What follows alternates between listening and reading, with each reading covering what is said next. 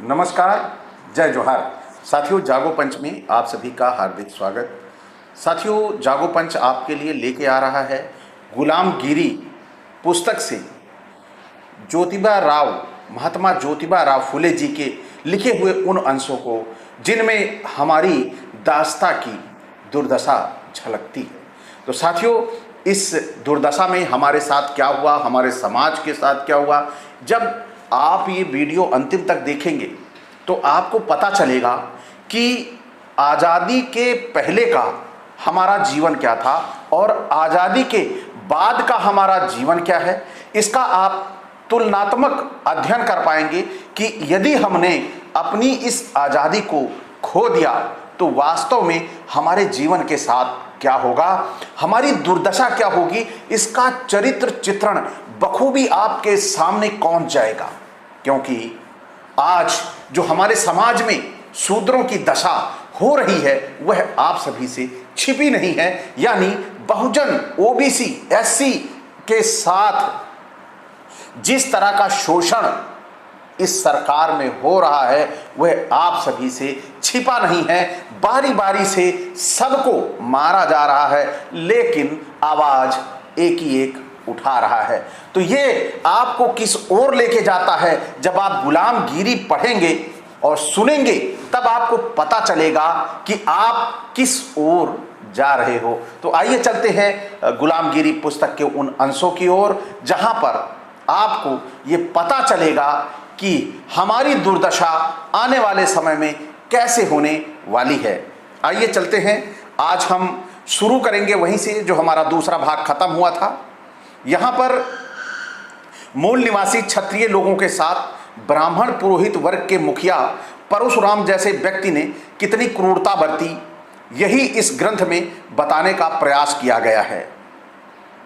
फिर भी उसकी क्रूरता के बारे में इतना समझ में आया है कि उस परशुराम ने कई क्षत्रियों को मौत के घाट उतार दिया था और उस परशुराम ने क्षत्रियों की अनाथ हुई नारियों से उनके छोटे छोटे 4-4, 5-5 माह के निर्दोष मासूम बच्चों को जबरदस्ती छीनकर अपने मन में किसी प्रकार का संकोच ना करते हुए बड़ी क्रूरता से उनको मौत के घाट उतार दिया था।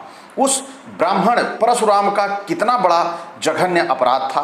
वह चंड इतना ही करके चुप नहीं रहा, अपने पति के मौत से व्यथित कई नारियों को जो अपने पेट के गर्भ की रक्षा करने के लिए बड़े दुखित मन से जंगलों पहाड़ों में भागे जा रही थी, वह उनका कातिल शिकारी की तरह पीछा करके उन्हें पकड़कर ले आया। प्रसूति के पश्चात जब उसे पता चला पुत्र की प्राप्ति हुई है तो वह चंड होकर आता और प्रसूति सुधा नारियों का कत्ल कर देता था। इस प्रकार की कथा ब्राह्मण ग्रंथों में मिलती है और जो ब्राह्मण उनके विरोधी दल के थे उनसे उस समय की सही स्थिति समझ में आएगी। यह तो हमें सपने में भी नहीं सोचना चाहिए। हमें लगता है कि ब्राह्मणों ने उस घटना का बहुत बड़ा हिस्सा चुराया होगा, क्योंकि कोई भी व्यक्ति अपने मुंह से अपनी गलतियों को कहने की हिम्मत नहीं करता। उन्होंने उस घटना को अपने ग्रंथ में लिख रखा है, यही बहुत बड़े आश्चर्य की बात है। हमारे सामने ये सवाल आता है कि परशुराम ने 21 बार क्षत्रियों को पराजित करके उनका सर्वनाश क्यों किया और उनकी अभागी नारियों के अबोध मासूम बच्चों का भी खून क्यों कर दिया। शायद इसमें उसे बड़ा पुरुषार्थ दिखता हो और उसकी यह बहादुरी बाद में आने वाली पीढ़ियों को भी मालूम हो, इसलिए ग्रंथकारों ने इस घटना को अपने शास्त्रों में लिख डाला। लोगों में एक कहावत प्रचलित है, हथेली से सूरज को नहीं ढका जा सकता।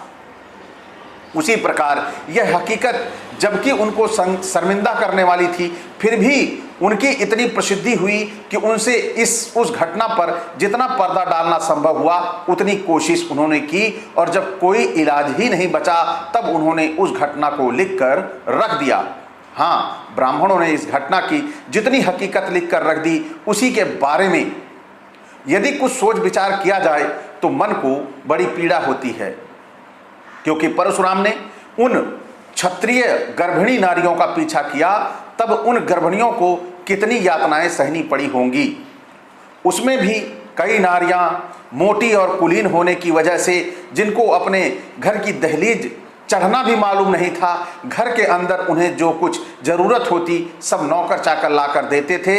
मतलब जिन्होंने बड़ी सहजता से अपने जीवन का पालन पोषण किया था, उन पर जब अपने पेट के गर्भ के बोझ को लेकर सूरज की चिलचिलाती धूप में टेढ़े मेढ़े रास्तों से भागने की मुसीबत आई, इसका मतलब है कि ये वे भयंकर आपत्ति की शिकार थीं।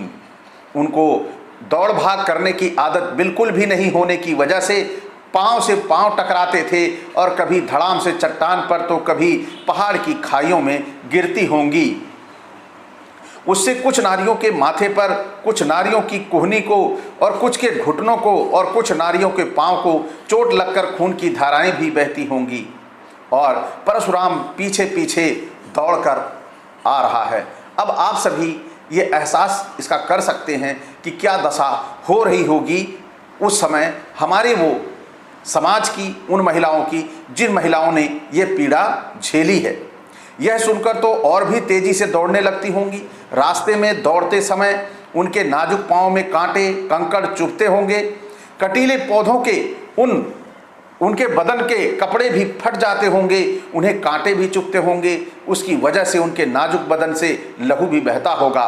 चिलचिलाती धूप में भागते भागते उनके पांव में छाले भी पड़ जाते होंगे और कमल के डंठल के समान नाजुक नील वर्ण कांति मुरझा जाती होगी। उनके मुंह से झाग निकलता होगा, उनकी आंखों में आंसू भी बहे होंगे। उनके प्यासे मुंह ने एक एक या दो दो दिन पानी भी नहीं छुआ होगा। इसलिए बेहद थकान से पेट का गर्भ पेट में ही चिल्लाता होगा। ऐसा लगता होगा कि यदि अब धरती फट जाए तो कितना अच्छा हो, हम अपने आप को उसमें झोंक देती और इस चंड से मुक्त हो जाती। ऐसी स्थिति में निश्चित रूप से उन्होंने आंखें फाड़ फाड़ कर भगवान से प्रार्थना की होगी, हे भगवान, तूने हम पर यह क्या जुल्म ढा दिया। हम स्वयं निर्बल हैं, इसलिए हमें अबला कहा जाता है। हमें हमारे पतियों का जो कुछ भी बल प्राप्त था वह भी इस चंड ने छीन लिया। यह मालूम होने के पर तू बुज़दिल होकर कायर की तरह हमारी कितनी परीक्षा और लेगा। जिसने हमारे पति को मार डाला और हम अबलाओं पर हथियार ताने हुए हैं और इसी में जो अपना पुरुषार्थ समझता है, ऐसे चंड के अपराधों को देखकर तू समर्थ होते हुए भी मुंह में उंगली दबाए पत्थर जैसा बहरा अंधा क्यों बना बैठा है। इस तरह से वे नारियां बेसहारा होकर किसी के सहारे की तलाश में मुंह उठाए ईश्वर से याचना कर रही थी। उसी समय चंड परशुराम ने वहां पहुंचकर उन अबलाओं को नहीं भगाया होगा, फिर तो उनकी यातनाओं की कोई सीमा नहीं रही होगी। और उनमें से कुछ नारियों ने बेहिसाब चिल्ला चिल्लाकर चीख चीख कर अपनी जान गंवाई होगी और बाकी नारियों ने बड़ी विनम्रता से उस चंड परशुराम से दया की भीख मांगी होगी कि हे परशुराम, हम आपसे इतनी ही दया की भीख मांगती हैं कि हमारे गर्भ से पैदा होने वाले अनाथ बच्चों की जान बख्शो। हम सभी आपके सामने इसी के लिए अपना आंचल पसार रही हैं। आप हम पर दया करो। अगर आप चाहते हो हमारी जान भी ले सकते हो, लेकिन हमारे इन मासूम बच्चों के प्राण ना लो। कितनी दर्द भरी व्यथा आपके सामने आ रही है। और ये हमारे क्षत्रिय भाइयों की दशा है। यह जो हमें जिसके ऊपर दायित्व था पूरे हमारे समाज की रक्षा का, वह बेचारा कैसे कट मर रहा है, यह आप सभी बखूबी देख रहे हैं। अपने शौहर को बड़ी क्रूरता से मौत के घाट उतार दिया है। आपने हमारे शौहर को बड़ी क्रूरता के साथ मौत के घाट उतार दिया है, इसलिए हमें असमय विधवा कर दिया है और अब हमारे सभी प्रकार के सुखों से कोसों दूर हो गए हैं। अब हमें आगे बाल बच्चा होने की भी कोई उम्मीद नहीं रही। अब हमारा सारा ध्यान इन बच्चों की ओर लगा हुआ है। अब हमें इतना ही सुख चाहिए। हमारे सुख की आशा स्वरूप हमारे ये मासूम बच्चे हैं, उनकी जी जान से मारकर हमें क्यों तड़पते देखना चाहते हो। हम आपसे इतनी ही भीख मांगते हैं। वैसे तो हम आपके धर्म की ही संतान हैं, किसी भी तरह से क्यों न हो आप हम पर दया कीजिए। इतने करुणापूर्ण भावपूर्ण शब्दों से उस चंड परशुराम का दिल कुछ ना कुछ तो पिघलना चाहिए था, लेकिन पिघला नहीं। आखिर पत्थर पत्थर ही साबित हुआ। वह उन्हें प्रसूत हुए देखकर उनसे उनके नवजात शिशु छीनने लगा। तब ये उन नवजात शिशुओं की रक्षा के लिए उन पर औंधी गिर पड़ी होगी और गर्दन उठाकर कह रही होगी कि हे परशुराम, आपको यदि इन नवजात शिशुओं की ही जान लेनी है तो यही बेहतर होगा कि सबसे पहले हमारे सिर काट दो, फिर हमारे पश्चात आप जो करना चाहो सो कर लेना, किंतु हमारी आंखों के सामने हमारे इन नन्हे बुन्हे बच्चों की जान न लो। कितना करुणामयी, कितना ही मतलब कलेजे को हिला देने वाला वृतांत है ये। लेकिन आज भी वह हमारे विष्णु के अवतार के रूप में जाने जाते हैं। लेकिन कहते हैं न कुत्ते की दुम टेढ़ी की टेढ़ी ही रहती है, उसने उनकी एक ना सुनी। और यह कितनी नीचता, उन नारियों की गोद में खेल रहे नवजात शिशुओं को जबरदस्ती छीन लिया। तब उन्हें जो यातनाएं दी, जो मानसिक पीड़ाएं पहुंचाई, उस स्थिति को शब्दों में व्यक्त करने के लिए हमारे हाथ की कलम थर्राने लगी है। ज्योतिबा फुले जी के जो हाथ की कलम थी, जो ये लिख रहे थे, उस घटना की बीभत्सता को सोचकर कितने द्रवित थे कि हाथ की कलम भी रुक रही थी। आप ऐसे मार्मिक मंजर को देखकर आपका भी कलेजा दहल जाएगा। एक बार कल्पना करके तो देखिए, जैसे हम कल्पना कर लेते हैं ईश्वर की, वहीं इस ईश्वर के अवतार की थोड़ी सी कल्पना तो कर लीजिए कि ये ईश्वर जो अवतार लेके आया था, ये पृथ्वी पर कर क्या रहा था। क्या ये ईश्वर हो सकता है? यही आपके जेहन में कूट कूट कर भरा गया है। और जिस दिन आप यही समझ जाएंगे, वाकई ही स्थितियां कुछ और होंगी। फिलहाल मैं आपको पुस्तक की ओर ले चलता हूं, क्योंकि यह वीडियो ज़्यादा बड़ा भी ना बने और आपको सहजता से पुस्तक का पूरा ज्ञान मिल जाए। जो मानसिक पीड़ाएं पहुंचाई, उस स्थिति को शब्दों में व्यक्त करने के लिए हमारे हाथ की कलम थर्राने लगी। खैर, उस जल्लाद ने उन नवजात शिशुओं की जान उनकी माताओं की आंखों के सामने ही ली। उस समय कुछ माताओं ने अपनी छाती को पीटना, बालों को नोचना, जमीन को नोचना शुरू कर दिया। उन्होंने अपने ही हाथ से अपने मुंह में मिट्टी के ढेले ठूंस ठूंस कर अपनी जान भी गंवा दी होगी। कुछ माताएं पुत्र शोक में बेहोश होकर गिर पड़ी होंगी। हाय मेरा बच्चा, हाय मेरा बच्चा करते करते दर दर गांव गांव जंगल जंगल भटकती रही होंगी। लेकिन इस तरह सारी हकीकत हमें ब्राह्मण पुरोहितों से मिल सकेगी, यह उम्मीद लगाए रहना व्यर्थ है। तो इस तरह ब्राह्मण पुरोहितों के पूर्वज अधिकारी परशुराम ने सैकड़ों क्षत्रियों को जान से मारकर उनके बीवी बच्चों के भयंकर बुरे हाल किए। और उसी को आज के ब्राह्मणों ने शूद्रादि अतिशूद्रों को सर्वशक्तिमान परमेश्वर, सारी सृष्टि का निर्माता कहने के लिए कहा है। यह कितने आश्चर्य की बात है। परशुराम के पश्चात ब्राह्मणों ने इन्हें कम परेशान नहीं किया।